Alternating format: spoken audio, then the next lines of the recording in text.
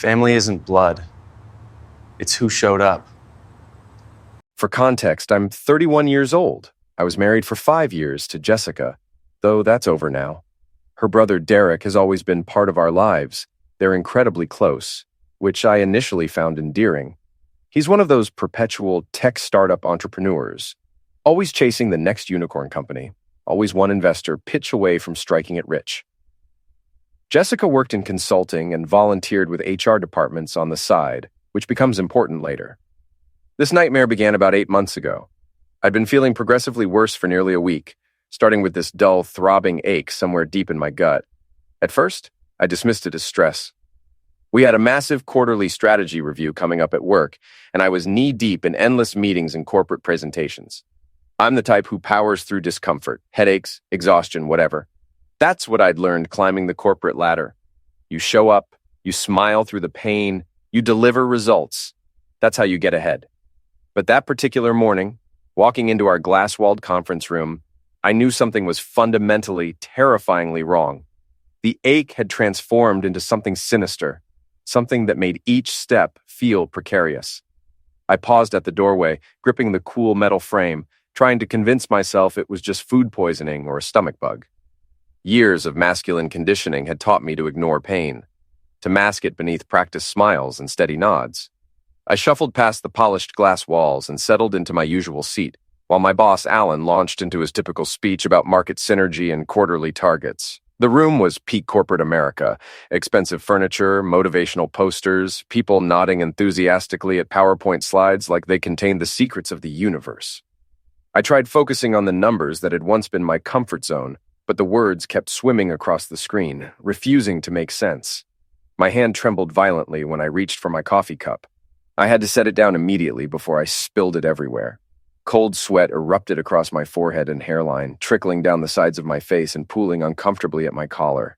My breath came in short, labored gasps, like my lungs had suddenly forgotten their primary function. I grabbed the edge of the conference table with both hands, knuckles turning bone white, desperately trying to anchor myself to something solid, something real. But the pain refused to be ignored any longer.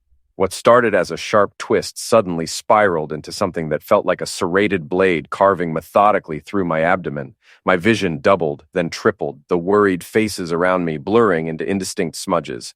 I heard Alan say my name, sharp, clipped, irritated, as if I'd deliberately chosen this moment to interrupt his precious presentation.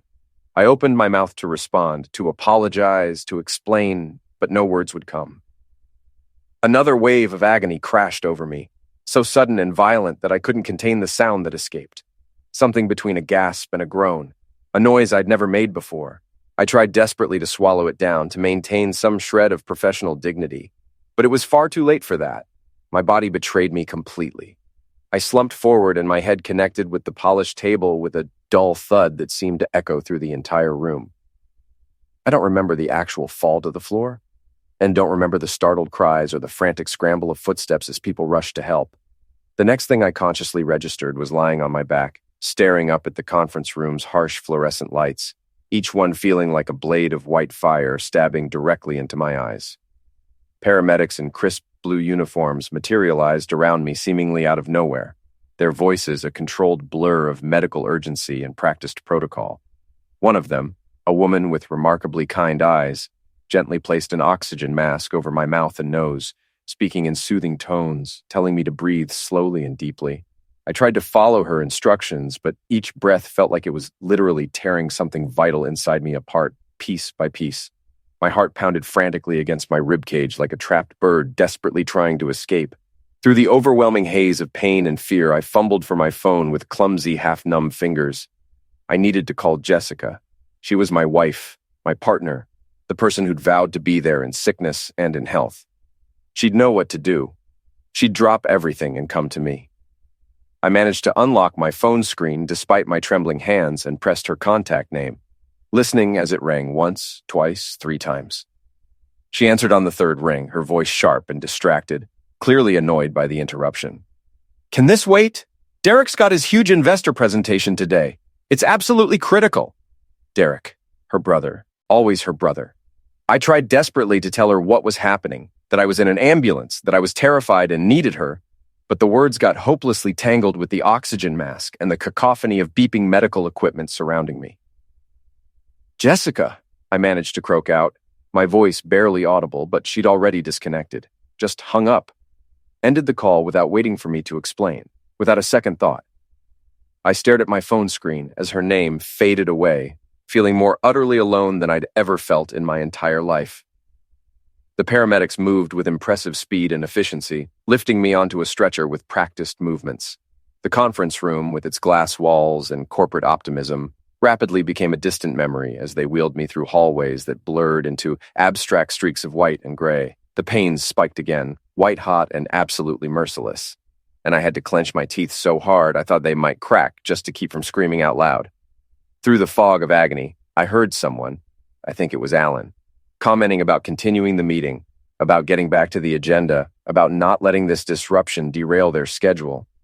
Even as I was being carried out on a stretcher, potentially dying, they couldn't pause their precious meeting for even a moment. That realization hurt almost as much as the physical pain. The ambulance ride felt like a fever dream, surreal and disconnected from reality. Sirens wailed overhead, emergency lights flashed rhythmically, but inside the confined space it felt impossibly claustrophobic and terrifying. The air was thick with the sharp smell of antiseptic and the metallic taste of fear. One of the paramedics, a young guy with a kind face and scattered freckles, leaned over me with a remarkably steady voice given the circumstances. "We're taking you to Memorial Hospital," he said calmly. "You're going to be okay. Just hang on for us, all right?" I nodded weakly, or at least I attempted to. Every movement felt strangely disconnected, like I was trying to operate a body from somewhere far away, like a puppeteer with tangled strings. I kept replaying Jessica's voice in my head, that sharp, dismissive tone, the way she told me it would have to wait. I'd given her absolutely everything. My time, my love, my unwavering trust, my whole heart, and when it truly mattered most, when I actually needed her desperately, she simply wasn't there. The hospital's emergency entrance doors burst open dramatically, and suddenly I was surrounded by even more medical professionals. Nurses, doctors, specialists, all of them moving with urgent purpose in controlled chaos. They fired rapid questions at me while simultaneously inserting multiple IV lines into my arms, hooking me up to various monitors that beeped with increasing urgency and concern. My entire world narrowed down to stark white walls and those incessant beeping machines that seemed to be counting down to something terrible. A nurse with warm, compassionate brown eyes squeezed my hand firmly. Her grip felt steady and grounding, like an anchor in a storm. "You're going into emergency surgery right now," she said with gentle authority. "We're going to take excellent care of you, I promise. Just hold on for us, okay?" I desperately wanted to ask if Jessica had called the hospital, if she'd tried to reach me, if she was on her way. I wanted so badly to believe she'd come bursting through those doors any second, panicked and apologetic and worried sick about me. But somewhere deep in my gut, beneath all the physical pain, I already knew the truth. I closed my eyes and surrendered to the darkness pulling me under, utterly alone on that surgical stretcher, genuinely unsure if I'd ever wake up again. I did survive the surgery, though the doctors told me later it was a close call. The surgeon's detailed explanation echoed repeatedly in my foggy mind for days afterward. Acute appendicitis severely complicated by peritonitis. He used his hands to draw precise diagrams in the air as though it were a simple mathematical equation. But there had been absolutely nothing simple about the excruciating agony or the overwhelming terror I'd experienced. They'd rushed me directly into emergency surgery, a blur of surgical instruments and blindingly bright lights and the overwhelming smell of antiseptic, faces hidden completely behind surgical masks and caps. When I finally regained consciousness several days later, I found myself in a stark white hospital room with medical machines humming steadily beside my bed. Every single breath required conscious effort, my body feeling like it had been completely dismantled and then carelessly reassembled by someone who'd lost the instruction manual. The weakness was absolutely overwhelming, crushing. Nurse Camille was the very first real face I saw clearly when I woke up. She had remarkably soft brown eyes and a voice that felt genuinely comforting, almost maternal in its warmth. She explained that I'd been extremely lucky, that the immediate surgical intervention had quite literally saved my life. I attempted to nod in acknowledgement, but my head felt impossibly heavy, like it was filled with wet concrete. My mind remained foggy and disoriented from the lingering effects of anesthesia and the profound shock my body had endured. She methodically checked all my vital signs and the various monitors surrounding me, then mentioned almost as an afterthought, her tone carefully neutral. "We don't have any record of family contact information on file. Is someone planning to come visit you?" That simple question hit me like a devastating physical blow, knocking the air from my lungs. My wife, the one person who absolutely should have been sitting at my bedside, the person who'd promised to be there through everything. My throat was too parched and raw to answer properly. I simply closed my eyes tightly and let her question hang heavy in the sterile hospital air. Unanswered. 3 agonizingly long days crawled by in an uncomfortable haze of medication drips, hourly nursing checks, and that persistent antiseptic smell that seemed to cling to absolutely everything. My skin, my hospital gown, even my hair. Every single time that door opened, my heart would involuntarily lift with desperate hope. Maybe this time it would be Jessica. Maybe she'd finally come with flowers and tearful apologies. Maybe she'd been frantically worried and just couldn't get away from work until now. But it was always, without exception, just nurses with professional smiles and practiced sympathy, doctors with clipped questions and busy schedules, or occasional housekeeping staff going about their routine duties. No Jessica, no phone calls forwarded to my room, no text messages, no voicemails, nothing at all. The nurses, bless them, tried their best to hide their obvious pity when they gently asked about my family situation. I gave them the exact same answer every single time, trying desperately to sound casual and unconcerned. "Oh, she's just really busy with work right now." But each time I repeated that hollow excuse, I felt myself shrinking a little bit more, becoming smaller and more invisible. On the 4th morning, I woke abruptly to the sound of familiar voices drifting through my closed door, Jessica's distinctively sharp tone cutting easily through the hospital's usual quiet hum, and Derek's easy, confident laugh. That particular sound that had always made my skin crawl slightly, though I'd never admitted that to anyone, not even myself. I strained hard to hear their conversation through the door, catching fragments between the shuffle of passing nurses. "The presentation went absolutely incredibly well," Derek was saying enthusiastically, his voice practically dripping with smug self-satisfaction. "They completely loved the entire concept. We're looking at full funding, probably significantly more than we initially projected." "I'm so relieved," Jessica replied, and I could practically visualize her satisfied smile. "It's about damn time things started going our way. This is seriously going to change everything for us." They finally walked into my hospital room like they owned the entire building, like I was simply another routine appointment squeezed into their undoubtedly busy schedule. Jessica's hair was absolutely perfectly styled, her makeup flawlessly applied. She looked like someone who'd meticulously planned this visit down to the exact minute. Derek wore an obviously expensive tailored suit, looking like he'd literally just stepped off a corporate stage somewhere. His practiced, camera-ready grin made my stomach churn with unexpected nausea. Jessica's eyes swept quickly over me, clinical and detached, like she was checking items off a list. "How are you feeling?" she asked, but her tone and body language made it abundantly clear it was just something polite people say, not a genuine question requiring a real answer. Before I could even attempt to formulate a response, she'd already turned back toward Derek, laughing at some inside joke I obviously wasn't part of, had never been part of. I felt like I was watching my own life play out from a great distance, like I was an extra in the background of their important story. I desperately wanted to ask where she'd been, why she hadn't come immediately when I'd needed her most, but my mouth felt too dry, my tongue too heavy, and my heart even heavier still. Nurse Camille entered quietly, her presence immediately feeling like a protective shield against the coldness emanating from my visitors. She carried a clipboard with an official-looking form attached and a pen clipped neatly to the top. Her face wore that particular expression I'd come to deeply appreciate, polite but absolutely firm, professional but protective. She walked directly to Jessica, extending the clipboard toward her. "Mrs. Thompson," she said clearly, using my surname. A name that suddenly felt completely foreign and wrong attached to this woman. "I need you to review and sign this updated form." Jessica's entire expression changed instantaneously. Her eyes narrowed suspiciously, her jaw tightening visibly as she accepted the clipboard. "What exactly is this?" she demanded sharply, her voice taking on that cutting edge I'd heard her use with subordinates and service workers. Camille maintained her calm professional demeanor without even a flicker of reaction. "It's a standard update form for our records. It confirms and documents your role in his ongoing medical care decisions. Jessica began reading the document carefully, her fingers trembling ever so slightly. Why would I possibly need to sign this right now? I'm his wife. Obviously, I'm automatically involved in all his medical care decisions. Derek shifted his weight beside her uncomfortably, his trademark smirk slipping just a noticeable fraction. I remained completely silent, deliberately letting this uncomfortable moment stretch out like a sharpened blade suspended between us all. Camille's voice remained perfectly calm, but carried an undertone of absolute steel. Because this form has been officially updated.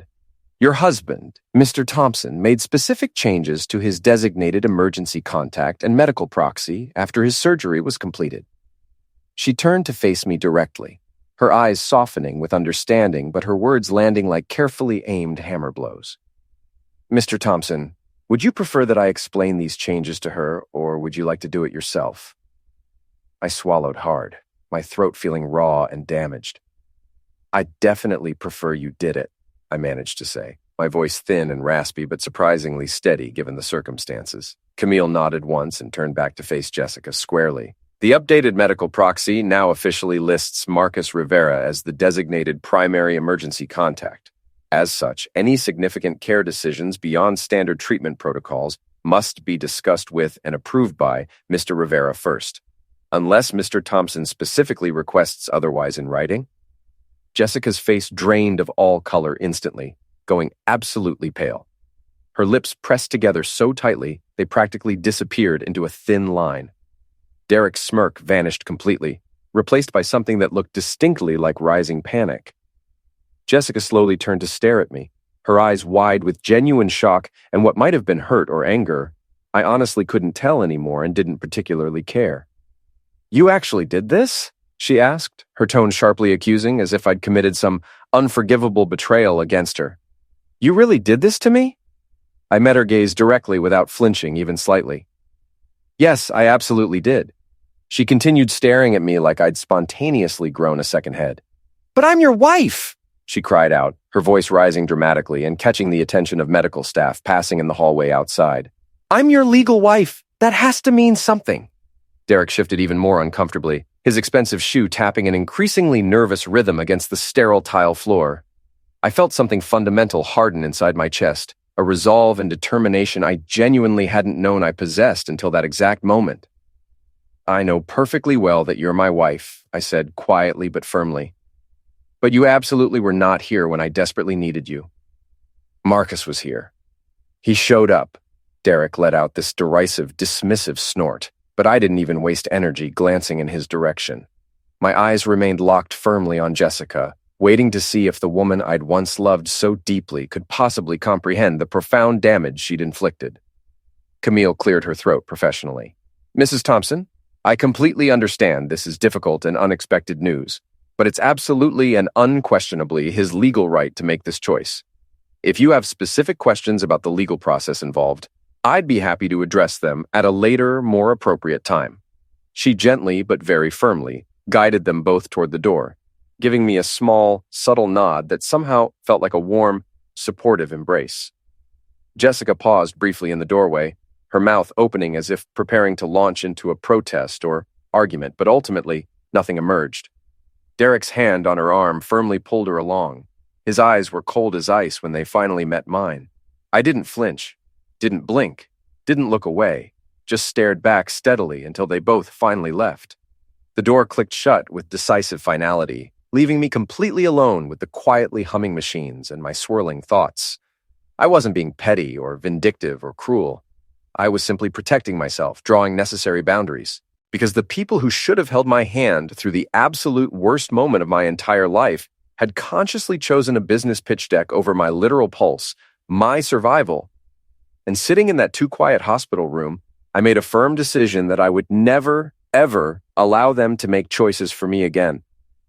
Marcus had driven over 2 hours the moment he heard about my emergency surgery. He'd slept in that notoriously uncomfortable plastic hospital chair, held my hand when I was genuinely terrified, and told me with absolute sincerity, "You're not alone, man. I've got you. Always." That's when the realization truly hit me. Family isn't automatically who you're born to or even who you legally marry. Real family is who actually shows up when everything falls apart. Approximately a week after returning home to recover, my friend Sophia called unexpectedly. She'd previously worked in HR at my company before transitioning into forensic accounting. "I've been quietly looking into something for you," she said, her voice tight with barely contained anger. "Your benefits enrollment paperwork? Every single document has been completely deleted from the system, all of it. Like you literally never enrolled in any insurance coverage at all." My blood turned to ice in my veins. "What do you mean it's been deleted?" "I mean someone with administrative system access deliberately went in and flagged your entire onboarding file for permanent deletion. This absolutely was not any kind of clerical error or computer glitch. This was intentional, calculated sabotage." My mind raced backward through time. 2 years ago, Jessica had enthusiastically volunteered to handle all my benefits paperwork. She'd been doing volunteer consulting work with our company's HR department at that time, something Derek had specifically arranged so she could stay busy and network between her regular consulting projects. "Just let me handle all that tedious paperwork," she'd said with that warm, trustworthy smile I'd believed completely. "You're always so overwhelmed with work deadlines. I'll make absolutely sure everything goes through the system properly." I'd actually thanked her. Genuinely thanked her for sabotaging my entire future. The medical bills began arriving in overwhelming waves just days later. Each envelope felt physically heavier than the last, each one essentially an accusation I had absolutely no way to defend against. I sat at my small kitchen table with Marcus seated across from me, both of us staring at the growing pile of bills like they were venomous snakes coiled and ready to strike. "Over $100,000, I whispered hoarsely, my hands shaking. "Every single bill has only my name on it." Marcus's brow furrowed deeply in that characteristic way when his analytical mind was actively working through complex problems and potential solutions. "We're going to figure this out," he said with determination, though we both understood that was partly wishful thinking. I picked up one particularly large bill, running my thumb slowly across the embossed hospital logo. I definitely had insurance coverage. We paid substantial premiums into that plan every single month without fail. This situation shouldn't even be legally possible. Marcus nodded grimly while studying a detailed spreadsheet he'd already begun building on his laptop. He'd completely taken it upon himself to help me organize and document everything. Names, specific dates, precise amounts, creating a meticulous accounting of my comprehensive financial collapse. "Sophia confirmed that your benefits paperwork was systematically deleted," he said. "Every single document, like you never even enrolled in the first place. This definitely wasn't any accident."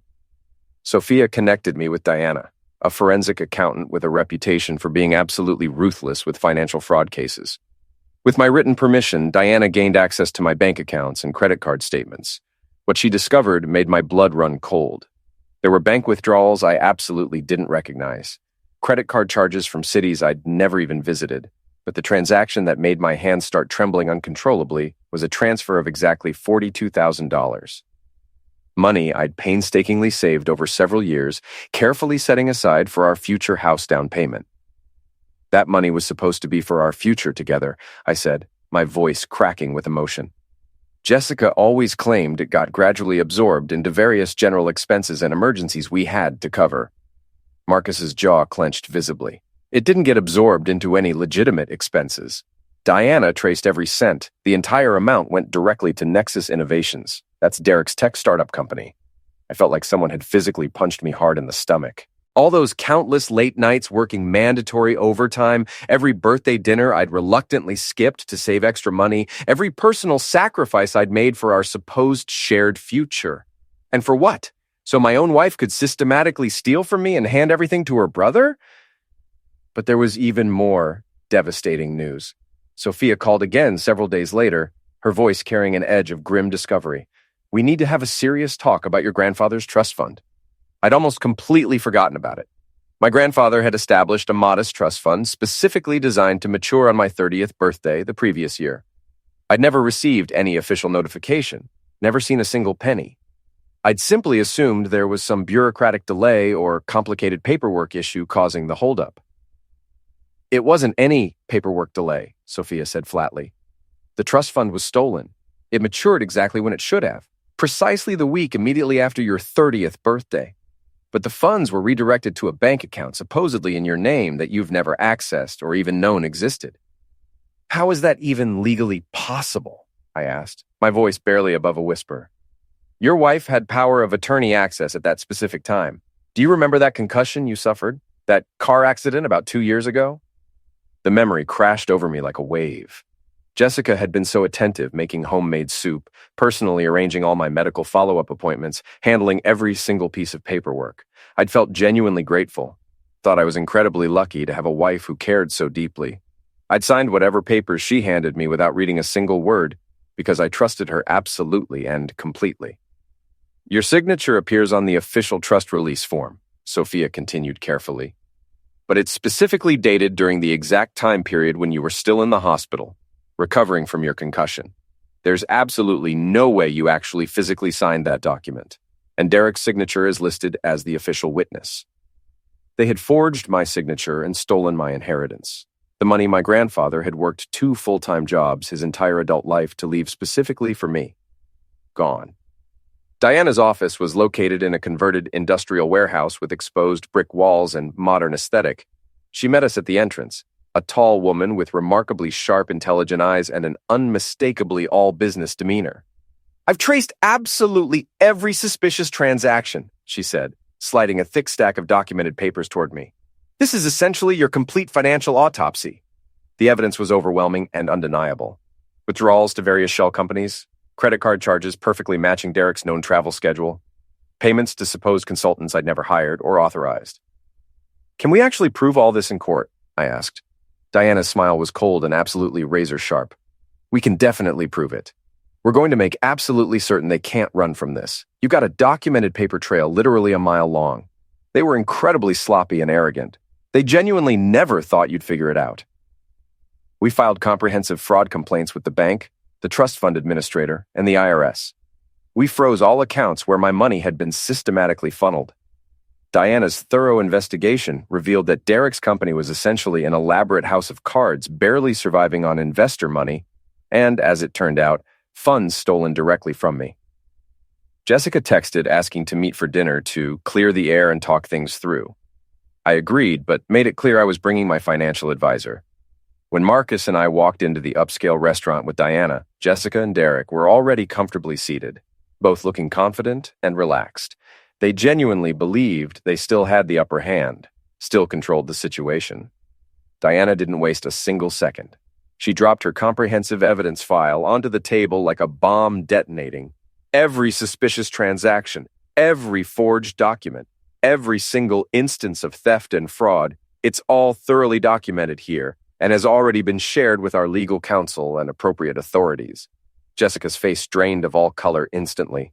Derek attempted to bluster about family loyalty and simple misunderstandings, but Diana shut him down immediately and decisively. The relevant accounts have been frozen. Multiple authorities are actively involved. You both need to retain lawyers immediately. Very good ones. The fallout was remarkably swift. Within just 2 weeks, news broke publicly that Nexus Innovations was under serious federal investigation for financial mismanagement and fraud.